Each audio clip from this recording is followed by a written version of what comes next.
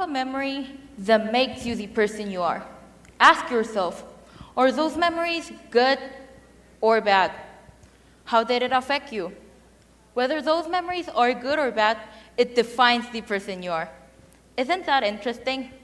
Now, why am I asking you this question?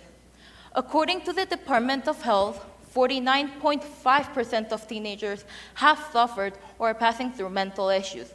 Why am I providing information with some statistics?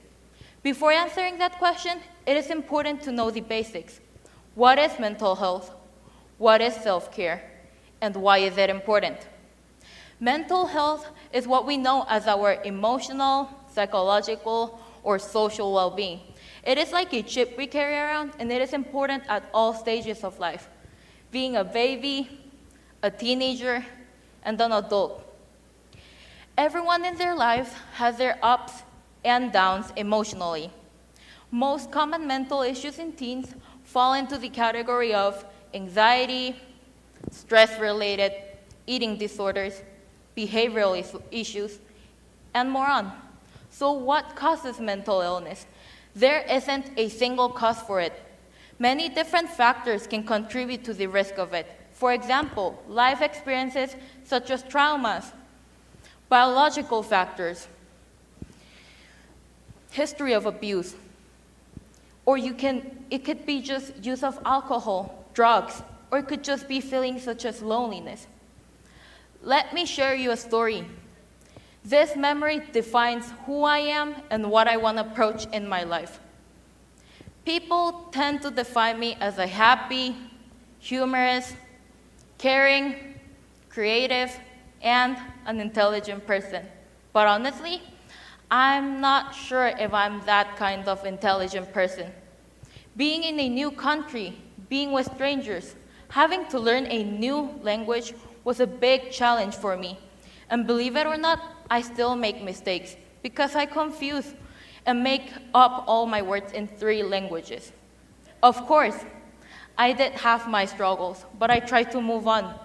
As time passed, it got harder because all my emotions were mixing all around.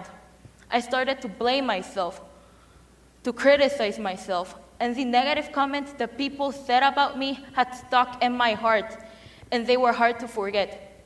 I sometimes cried, got upset, and sometimes I was just so mad I needed a personal space. Now, how did I change? I started to realize that not everyone needs to like me and that not everyone can like me. I started to compliment myself, writing down things I was thankful for the day. And if I had any negative emotions, I would write it down in a paper and put it in a jar. I also enjoyed reading meditational quotes. I mean, it did make me emotional, but they kept me fine. Of course, I had people around me who supported me, who helped me pass through these problems. There are people who I most love, and they're the motivation in my life who keeps me happy. This inspired me to lead a student-led nonprofit organization called Medieu. I got this name because I wanted to get a little bit creative. So I grabbed a Spanish word, meditar, and an English word, you.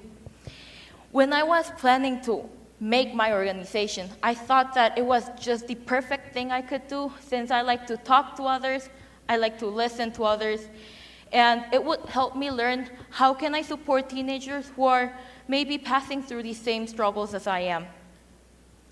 I started by myself, but I found some wonderful people who helped me stay organized, and we moved on from there.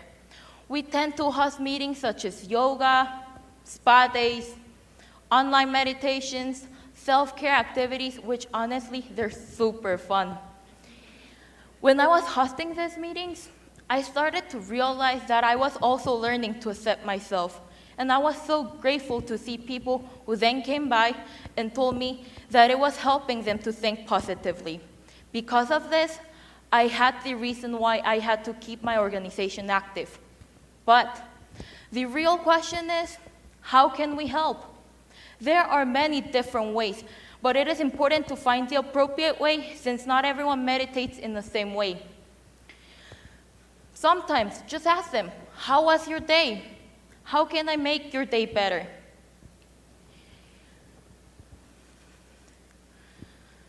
It is important to slowly help them open their hearts and have the trust to tell you what's making them suffer. Listen to them. Try to connect with what they're trying to tell you. The most important thing is to be patient and to understand them.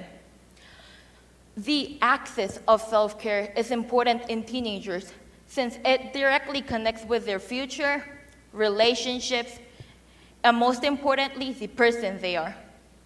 There are times where you might feel that you just want to give up, believe that nothing could change. People can tell you, hope you feel better, but who's the one making the change? Is it your parents, your friends, your siblings, your teachers, or perhaps your pets? The only one who can make that change is yourself. You have the keys and you have to open it in order to move on. Self-care has no right or wrong way to approach because believe me, there are many different ways and you choose which path to take. Now that you know a lot, let me ask you this question one more time. Why is mental health important for teenagers? Mental health and self-care is a key that's needed in order to open different doors in your life. In order to open those doors, it is important that each teenager has the access, has the chance to accept themselves and to love themselves. Thank you.